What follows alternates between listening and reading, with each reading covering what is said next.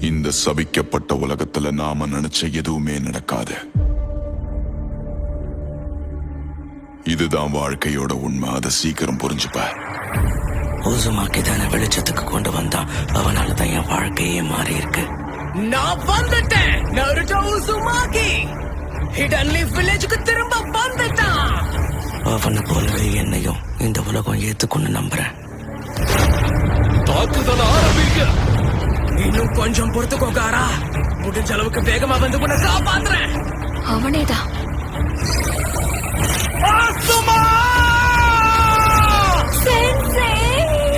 பாம்பு மாதிரி வெளியே வந்து குறவழிய புடிச்சு கடிப்பண்டா.